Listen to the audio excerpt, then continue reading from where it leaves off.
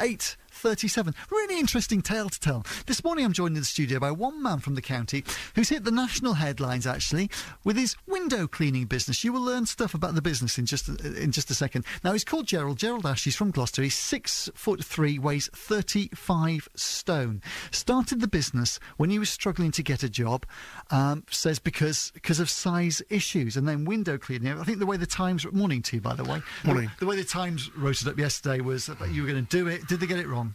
Yes, very wrong. I've never stepped on a ladder when I've been heavier than the ladder will take. It'd be ridiculous to. Yeah. I've not broken any ladders. I've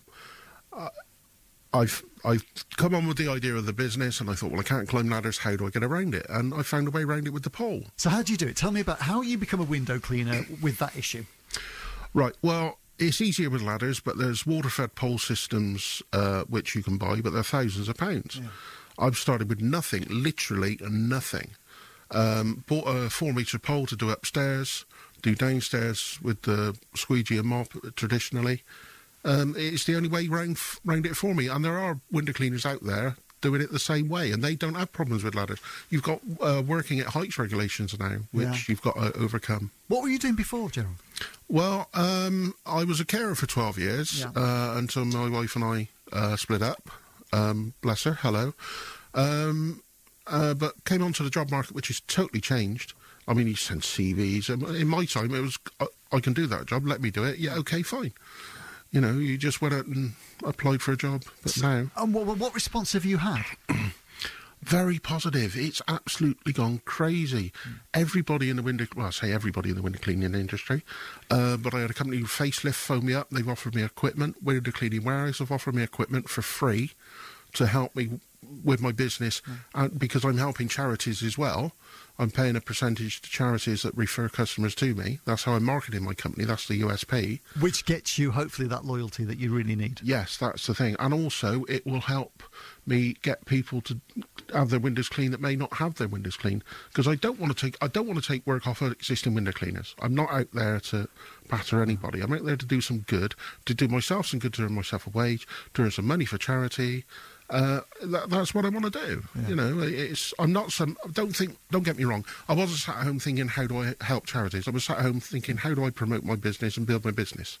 But it's changed now. I want to do as much as I can for charities to employ people later on. It can be quite territorial, can't it? Yes, I've heard of one example where a guy was cleaning a window. A guy in a van stopped, jumped out, started hitting him, saying, "This is my street." Well, it was a street that he worked in, but he didn't even clean the windows of that house. So, but like anything, there's some idiots out there. But, you know, if I get that problem, I get that problem. But you feel this door-to-door knocking, just getting out there, knocking on doors, is vital to all of this? Yes. Yeah, I mean, I'm marketing through charities, but I do door knocking as well, and I give customers, if they say yes, a choice of charities to donate to. If I may mention Teckles Animal Shelter, James Hopkins Trust that work with life-limited children and terminally ill children, and Family Haven in Spa Road have come on board with me as well. What sort of money can window cleaners earn? Well, a lot of money, but it's hard to build up. It's very slow. You know, you got to go out cold days, door knocking. But my research showed that on average between £40,000 and £70,000 a year. Wow! But that's once the brains build up. Yeah, and that doesn't happen quickly. That's 18 months, 2-3 years work building up around like that.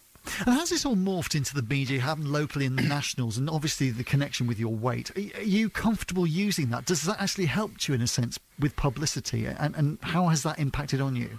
Well, unfortunately, my weight's an issue. You know, there's only two ways about that. I wouldn't be using a pole if I wasn't this size. I'd be on a ladder like everyone else, and there wouldn't be anything special about it.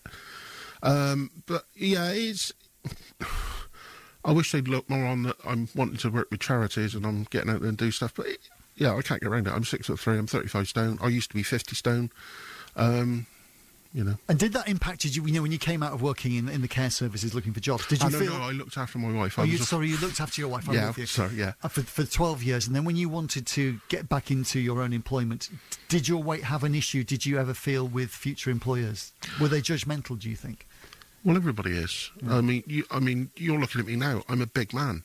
I'm very big, and you're going to look at me and think, well, he's not going to be able to do anything. I'm lucky. I'm very strong. I'm very fit for my size. I walked from Weston to Taunton one day when I didn't have any money at a hospital appointment, and I walked back. There's lots of people normal size that can't do that. I'm very lucky in that sense.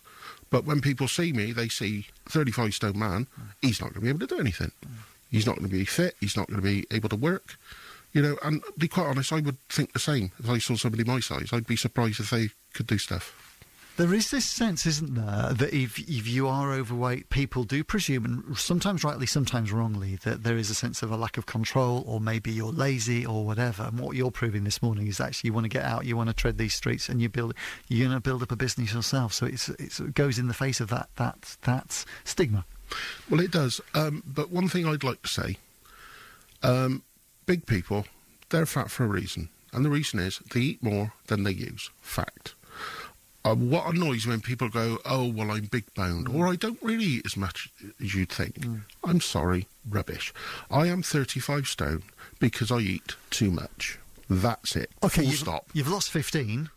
Yeah, it's not quite as good because I've been down to 30 in between. So will you lose more once this business gets up and running by just all the walking you're going to do? Well, I've lost 2 stone already, right. Which sounds a lot, but when you're my size, 2 stone's not that much, you know. But yeah, it will naturally come off because I'm going to be far more active. Wish you luck with it. It's been really nice to meet you. Thank you. Oh, can I also say, very cheeky, Friday I'm at Sainsbury's at the Quays, washing the windows for Comic Relief. Nothing to do with the business, not promote it. It's just me washing windows to get some money for Comic Relief. Brilliant. Done. Fantastic. Thanks for being with us. Thank you very George much. Formby record insight as well. Okay, it's 8:43.